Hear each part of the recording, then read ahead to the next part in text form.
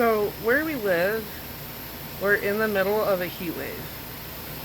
You know, it's end of April, it's 80 degrees outside. With his machinery, my husband has a humidifier for the trach, and he has an oxygen concentrator machine. These things generate a lot of heat.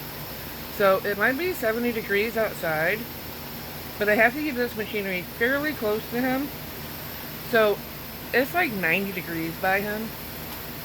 And if you subscribe to the triune brain theory, which has been debunked, so I in my experience, I don't believe it should be. I think it should be updated. See, triune brain, we have the lizard brain everybody hears about.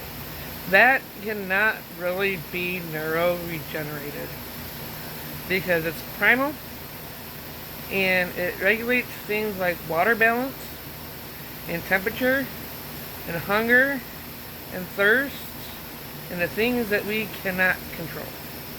The rest of it is neurogenerative. The stuff that we have to learn when we're babies. Okay, is why a lot of stroke patients have to relearn how to walk. They have to relearn how to talk. My husband, temperature yesterday, it was 84 in here by him. It was 99. Because he's a lizard about that. He can cool sometimes when he needs to. But not every fever means he's sick.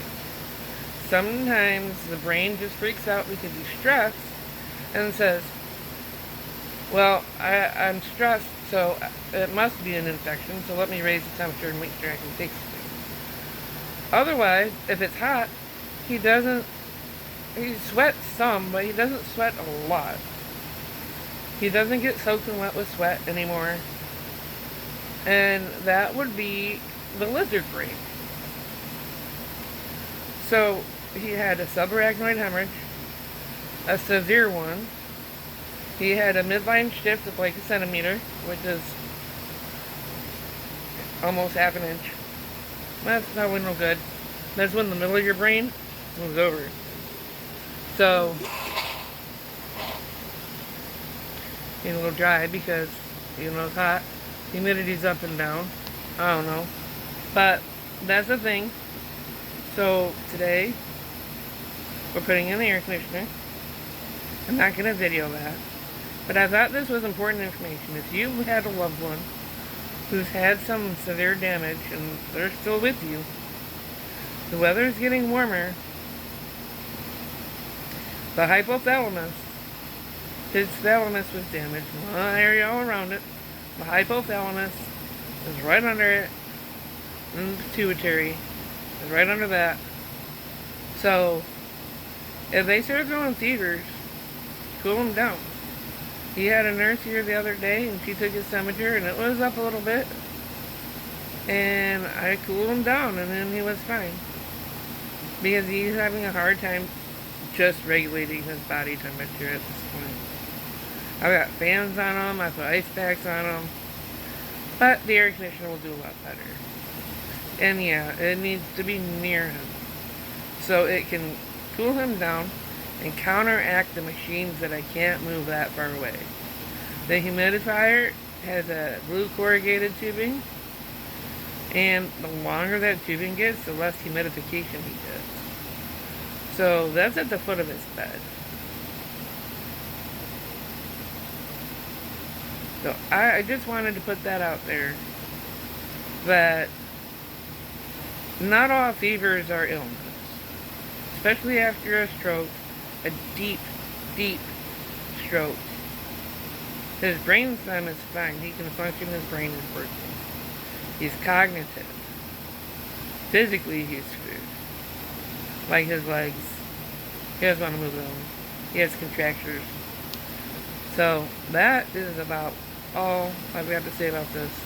Just to keep in mind that the weather's getting warmer. So, not all... It's raining, but it's sunny. Go figure. But anyways, it is something to keep in mind that not all fevers are illness. It's just his brain is trying to overcompensate for the only thing it can assume is wrong. Because his body's under stress because it's hot. Or because lizards don't regulate their body temperature. That's why you gotta bring them inside when it's cold out. Because they can't regulate their body temperature. If he gets cold, it's cold. They gotta cover him up and then he'll warm up. So that is what is broken. Thank you for watching. I'll talk at you later. If you have any questions, feel free to comment. We've been dealing with this for over a year. And I have learned so much about doing his trach care, about dealing with his feeding tube. He has a urinary catheter, which comes in very handy because then I can make sure he's not getting dehydrated. Didn't like it at first, but when I realized that I can tell that a little bit sooner than like having to send him to the hospital and get blood work done, it does take a couple hours for it to go through, and he's got a J-tube. So if I up his water right now, then I'm not going to know if it's too much for like 2 hours. And if I drop it too low, might be an hour or two before I can figure out that he needs a little bit more. There's other things, like the secretions get really thick when he starts to get dry. And then I gotta figure out if he needs more water in his body or more water through that blue tubing. And with the hot temperature, that's a very kind of important thing to know too. So I'm gonna get off here, get this air conditioner put in, get him cooled down, do his trach care, make sure he's got food. Alrighty, I will talk at you later. Like I said, if you have any questions, leave comments. I'll answer them. I need to get on here more often anyways. Because if I document this stuff while we're doing it, it will help someone in the future who will need to know about this stuff. Okay? And by the time it's all said and done, I might not remember everything. So this is important. I just got up. So, alright. Thanks for watching. Talk at you later.